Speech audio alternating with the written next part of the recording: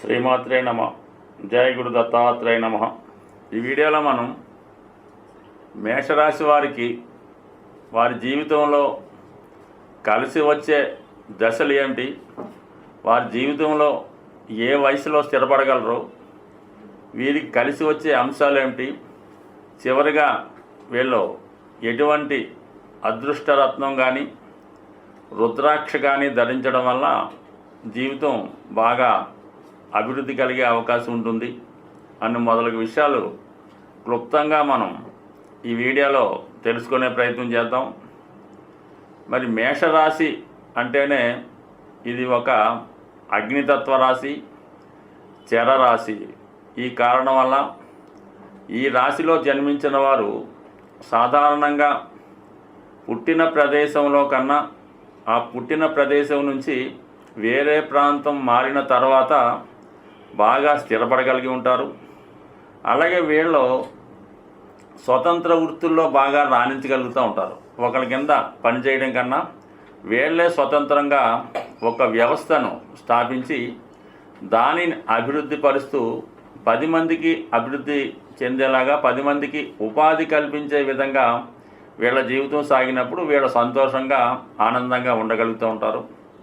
వీరి జీవితంలో ముఖ్యంగా వారి వృత్తి సంబంధించిన వ్యవహారంలో 3 రకాలుగా వీళ్ళ జీవితం మార్పు చెందడం జరుగుతూ ఉంటుంది.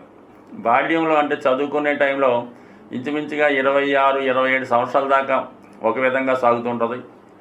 మధ్యకాలం చాలా స్పీడ్గా, చాలా యాక్టివ్గా మంచి ధనం సంపాదిస్తూ జీవితంలో ఎక్కువ శ్రమ పడినట్టుగా ఉంటుంది.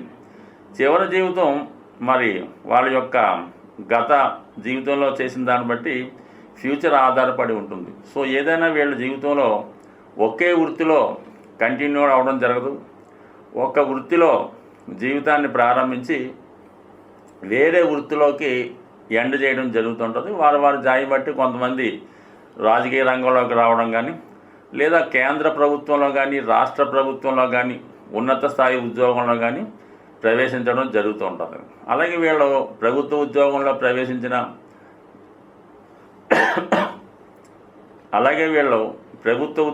ప్రవేశించిన ఏదైనా పెద్ద ప్రైవేట్ సంస్థలో పనిచేసిన సాధారణ స్థాయిలో ప్రవేశించి 3 సార్లు వీళ్ళ జీవితంలో హైక్ అంటే ప్రమోషన్ రావడం జరుగుతూ ఉంటుంది. మరి మేషరాశి వారికి ఈ లగ్నంలో కానీ ఈ రాశిలో కానీ జన్మించిన వారి జీవన విధానం ఏ విధంగా ఉంటుందని ప్రయత్నం చేసినప్పుడు ఈ రాశిలో ఉన్నటువంటి నక్షత్రాలు అశ్విని, భరణి, కృత్తిక 1వ పాదం ఉండడం జరుగుతూ ఉంటుంది. మరి సాధారణంగా అశ్విని నక్షత్రంలో జన్మించి మేషరాశి మేషలగ్నం అయిన వాడికి కొన్ని సందర్భాల్లో వీళ్ళు మేష లగ్నంలో జన్మించి మరి లగ్నం అశ్విని నక్షత్రం మీద పడి ఉన్నవారికి కూడా కొంతవరకు వారి యొక్క జీవిత దశ కేతు మహాదశతో ప్రారంభమవుతూ ఉంటుంది. సో ఈ కేతు మహాదశతో జీవితం ప్రారంభించడం వలన ఇంచుమించుగా వాడు పుట్టిన పాదాన్ని బట్టి 1 సంవత్సరం నుంచి 7 సంవత్సరాల దాకా ఉండడం జరుగుతూ ఉంటుంది. మరి ఈ సమయంలో కామన్గా ఇది బాల్య దశ కాబట్టి పెద్దగా ఏమీ అంతా కామన్గా నడుస్తూ ఉంటుంది అందులాగే. అయితే ఏంటంటే వీళ్ళకి బాల్యం తర్వాత వచ్చినటువంటిది ఈ శుక్ర మహాదశ. ముఖ్యంగా ఈ శుక్ర మహాదశ 20 సంవత్సరాలు ఉంటుంది. వీళ్ళకి ఇంచుమించుగా వీళ్ళు 25, 26, 27 సంవత్సరాల లోపు వరకు కూడా కొంతమందికి ఈ శుక్ర మహాదశ నడుస్తూ ఉంటుంది. ఈ శుక్ర మహాదశలో ఏంటంటే వీళ్ళకి ఆ సమయంలో వీళ్ళు పుట్టిన తర్వాత వాళ్ళ పేరెంట్స్కి బాగా కలిసి రావడం వల్ల జీవితంలో వీళ్ళు చాలా గారాభంగా ఎటువంటి లోటు తెలియకుండా పెరగడం జరుగుతుంటుంది. బాల్యం నుంచే వీళ్ళకి అన్ని సౌకర్యాలు, వాహన యోగం అన్నీ రావడం వల్ల కొద్దిగా ఆ సమయంలో సరైనటువంటి క్రమశిక్షణ లేకపోవడం వల్ల అయితేనే, పేరెంట్స్ ఇద్దరు ఉద్యోగం చేయడం వలన అయితేనే వీళ్ళ యొక్క ఈ చదువుకునే దశ 2వ దశ ఎప్పుడూ కూడా చదువు మీద ఆధారపడి ఉంటుంది కాబట్టి ఆ దశలో కొద్దిగా స్ట్రగుల్ రావడం వల్ల ఇంచుమించుగా 26వ సంవత్సరం దాకా పెద్దగా జీవితంలో సెటిల్మెంట్ కాలేకపోతుంటారు. మరి సాధారణంగా 27 అంటే కుజుడికి సంబంధించిన సంఖ్య 9 కాబట్టి 27వ సంవత్సరం దాటిన దగ్గర నుంచి వీళ్ళ జీవితంలో లైఫ్లో సక్సెస్ అవ్వడం ప్రారంభమవుతుంది. అప్పుడు వారి యొక్క స్థితిని బట్టి కొంతమంది 27వ సంవత్సరం దాటిన తర్వాత స్వతంత్ర వృత్తిలోకి రావడం జరుగుతూ ఉంటుంది. లేదంటే కొంతమంది అప్పటిదాకా పేరెంట్స్ అయితే అంటే ఫాదర్ ఏ వృత్తి అయితే చేస్తుంటారో కన్స్ట్రక్షనా, రియల్ ఎస్టేటా, ఏదైనా ఇండస్ట్రియలిస్టా, లేదంటే రాజకీయంలో ఉన్నారో దాన్ని బట్టి ఫర్ ది సేమ్ టైంలో అదే వృత్తి కంటిన్యూ అవ్వడం కూడా జరుగుతుంటుంది. అది డాక్టర్లు అవ్వచ్చు, న్యాయవాదులు కూడా అయ్యే అవకాశం ఉంది. ఎందుకంటే మేషరాశిలో రవి ఉచ్చస్థితి పొందుంటాడు. తండ్రి కారకుడు రవి అక్కడ ఉచ్చస్థితి పొందడం వల్ల మేషరాశి వాడు సాధారణంగా వారసత్వంగా వచ్చే వృత్తిని కానీ తండ్రి గారి వృత్తిని కానీ అనుసరించడం జరుగుతుంటుంది. ఆ కారణం వల్ల ఏంటంటే వీళ్ళు 26, 27 సంవత్సరం నుంచి జీవితంలో బాగా స్థిరపడి అక్కడి నుంచి సక్సెస్ అవుతారు. లేదా అదే టైంలో ప్రభుత్వ ఉద్యోగం ప్రయత్నం చేస్తుంటే ఇంచుమించుగా గవర్నమెంట్ సర్వీస్ లాంటిది ఆ సమయంలో వచ్చే అవకాశం ఉంది. ఎందుకంటే వీళ్ళకి ఈ శుక్ర మహాదశ తర్వాత వచ్చే రవి మహాదశ ఇది సాధారణంగా 6 సంవత్సరాలు మాత్రమే ఉంటుంది. ఈ 6 సంవత్సరాల్లో ఈ ప్రభుత్వ సంబంధించిన కార్యక్రమాలు కానీ పొలిటికల్లో కొంతమంది వారు వారసత్వంగా ఉంటే వెళ్ళడం కానీ లేదంటే ఏదన్నా వాళ్ళ తండ్రి గారి వృత్తి చేపట్టడం, వీళ్ళు వ్యక్తిగతంగా అయితే వీళ్ళు స్వతంత్రంగానే ఉద్యోగం సంపాదించే అవకాశం ఉంటుంది. ఇంచుమించుగా ఈ 27, 33 సంవత్సరాల మధ్యలోనే వీళ్ళు ఇంచుమించుగా లైఫ్లో సెటిల్ అయిపోతుంటారు.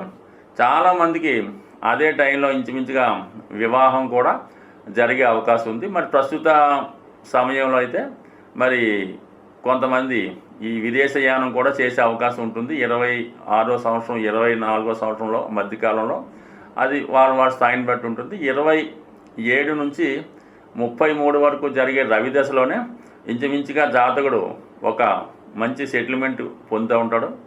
ఈలోగా సెటిల్ అయినట్టు 33 తర్వాత ఇంకా పెద్దగా అప్పటిదాకా సెటిల్ అవ్వని వాళ్ళు ఎవరన్నా ఉంటే దాని తర్వాత వాళ్ళు ఖచ్చితంగా చాలా స్ట్రగుల్ పడవలసి ఉంటుంది. కాబట్టి ఏదైనా వీళ్ళు రవి దశలోనే సెటిల్ అయిపోవడం మంచిది.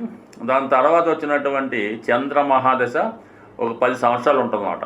అంటే ఇంచుమించుగా వీళ్ళకి 33 నుంచి 43 సంవత్సరాల మధ్యలో ఉంటుంది. ఈ సమయంలోనే వాళ్ళు గృహ నిర్మాణం చేసుకోవడం, వాహన యోగం, పిల్లల్ని సెటిల్ చేయడం ఇవన్నీ కూడా జరుగుతూ ఉంటాయి. అంటే సాధారణంగా వీళ్ళకి ఎక్కువ శాతం ఈ మేషలగ్నం వాళ్ళకి చాలా వరకు వివాహం, సంతానం తొందరగా కలగడం వల్ల వీళ్ళ బాధ్యతల నుంచి కూడా తొందరగానే బయటపడడం జరుగుతూ ఉంటుంది. ఈ విధంగా 46 దాకా చంద్రుడు, అక్కడ నుంచి 7 సంవత్సరాలు కుజ మహాదశ అంటే 53 సంవత్సరాల నాటికి చాలా వరకు వీళ్ళ జీవితం అక్కడ దాకా చాలా స్టెబిలిటీగా, చాలా నిజాయితీగా, చాలా స్ట్రైట్ ఫార్వర్డ్గా వెళ్తూ ఉంటుంది. ఇంచుమించుగా అక్కడికే వీళ్ళు బాగా ఒక స్థాయికి రావడం జరుగుతూ ఉంటుంది. సరిగ్గా అదే టైంలో 53వ సంవత్సరం, 54 సంవత్సరాల తర్వాత రాహు మహాదశ అనే దశ వస్తుంది. ఇది 18 సంవత్సరాలు ఉంటుంది సాధారణంగా. అంటే ఇంచుమించుగా 72 సంవత్సరాల దాకా వీళ్ళు ఏదో విధంగా జీవితాన్ని పైకి తీసుకొస్తూ వాళ్ళతో పాటు వాళ్ళకి సరిపోయే విధంగా, వాళ్ళ సంతానానికి సరిపోయే విధంగా, ఫ్యూచర్లో వాళ్ళ మనవలకు కూడా సరిపోయే విధంగా విపరీతంగా ధనం సంపాదించే ప్రయత్నం చేస్తారు. చాలామంది ఇదే సమయంలో ఒక స్థాయిని మించినటువంటి వ్యాపారాలు చేయడం వల్ల, బాగా ఎవరినైనా నమ్మి మోసపోవడం వల్ల, లేదా దగ్గర బంధువులే వెన్నుపోటు పొడిచి ఇతనికి ఏదో విధంగా ఇబ్బంది పెట్టడం వల్ల అదే సమయంలో ఏదైనా మొత్తం ఆస్తి కోల్పోవడం కానీ, చివరికి మొత్తం సంపాదించంటే పోగొట్టుకోవడం కానీ జరుగుతూ ఉంటుంది. ఈ సాధారణంగా ఈ రాహు మహాదశలో అంటే సాధారణంగా వీళ్ళకి ఇది ఇంచుమించుగా మనకి 59, 60 సంవత్సరాలు ఆ టైంలో 72 దాకా ఉంటుంటుంది. ఆ టైం దాకా చాలా జాగ్రత్తగా ఉండాలి. ఎంత విపరీతంగా పైకి తీసుకెళ్తాడో ఆ సమయంలో Rahu, for the same time మళ్ళీ అదే టైంలోనే జాతకుడు మళ్ళీ డౌన్ఫాల్ వచ్చే అవకాశం ఉంటుంది. కాబట్టి ఈ టైంలో చాలా జాగ్రత్తగా ఉంటే దాని తర్వాత జీవితం ఇంకా సెటిల్ అయిపోయినట్టే. దాని తర్వాత వచ్చే గురు మహాదశ అది 16 సంవత్సరాలు ఉంటుంది. బట్ ఎవరికైనా జాతకంలో 6 దశలు మాత్రమే ఖచ్చితంగా జాతకంలో రాసిపెట్టి ఉంటాయి.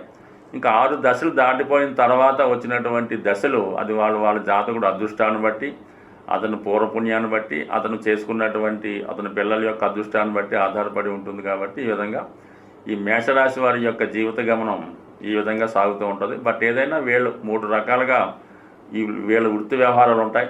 ఏదైతే ప్రారంభిస్తారో దాంతో కాకుండా వేరే విషయంలో ఎంటర్ చేస్తూ ఉంటారు. వీళ్ళకి బాగా కలిసి వచ్చే అదృష్టరత్నం ఏంటంటే, నెంబర్ 1గా వీళ్ళు జీవితంలో రాజకీయంగా ఎదగాలి, ప్రభుత్వ ఉద్యోగపరంగా బాగుండాలంటే కెంపు అంటే రుబీ అనే ఉంగరాన్ని, 3 క్యారెట్ల ఉంగరాన్ని రైట్ హ్యాండ్ ఉంగరం వెళ్ళి ధరించడం శ్రేష్టమైనది. అలాగే జీవితంలో సరిగ్గా స్థిరపడలేకపోతున్నారు, చిన్న స్థాయి కుటుంబంలో జన్మించారు, అన్నదమ్ములతో ప్రాబ్లమ్స్ వస్తున్నాయి, భూముల విషయంలో ఇబ్బందులున్నా, ఏ వృత్తి చేసినా కలిసి రావడం లేదు అనుకున్న వాళ్ళకి ఇంక ఏదైనా లగ్నంతో కానీ దేంతో కూడా సంబంధం లేకుండా పగడం అనే ఉంగరం ధరించడం వల్ల జీవితంలో వీళ్ళకి భూములు కలిసి వస్తాయి, రక్త సంబంధికులు కూడా కలిసి వచ్చే అవకాశం ఉంది. ఇక ఫైనల్గా వీరు ధరించవలసింది కనక పుష్యరాగం. ఇది జనరల్ ప్రాస్పరిటీగా పనిచేస్తుంటుంది, అదృష్టం కలిసి వస్తుంది. ఈ జాతకుడు జీవితంలో మనం ఏ విధంగా కూడా స్థిరపడలేకపోతున్నాం, వివాహం జరగడం లేదు, వివాహం అయినా సంతానం కలగడం లేదు, చేతిలో ఒక రూపాయి కూడా మిగలడం లేదు అనుకున్నటువంటి వారికి కనక పుష్యరాగం అనే ఉంగరాన్ని సుమారుగా 3 క్యారెట్లు మరి కుడి చేయి చూపుడు వేలికి ధరించడం వల్ల అదృష్టం కలిసి వచ్చే అవకాశం ఉంది. సాధారణంగా మరి అందరికీ ఆల్రౌండ్ స్పాగా బాగుండాలి, ఏ విధంగా కూడా మనం ఇబ్బంది పడకూడదు అనుకున్న వాళ్ళు ఈ 3 కలిపి అంటే కెంపు, కనక పుష్యరాగం, అలాగే పగడం, ఈ 3 కలిపి ఇంచుమించుగా 3 సమాన వెయిట్లో ఉండొచ్చు. ఉన్నటి వాటిని ఒక త్రికోణాకారంలో ఉంగరం చేయించుకొని ధరించడం వల్ల కూడా జాతకుడికి అదృష్టం కలిసి వచ్చే అవకాశాలు ఎక్కువ ఉంటాయి. వీళ్ళు ప్రతినిత్యం కూడా ఈ అశ్విని, భరణి, కృత్తిక ఏ నక్షత్రం అయినా మేషరాశి వాళ్ళు ఎప్పుడు కూడా వాళ్ళ జీవితంలో హనుమాన్ని ఎక్కువగా పూజించుకోవాల్సి ఉంటుంది. ఎందుకంటే మరి వీళ్ళకి బాధకుడు లాభాధిపతి శని అవుతున్నాడు కాబట్టి హనుమాన్ని పూజించుకోవడం కంపల్సరిగా. వీళ్ళు ఈ రాశిలో రవి ఉచ్చ పొందుతాడు కాబట్టి రవిగ్రహ అనుగ్రహం తప్పనిసరి.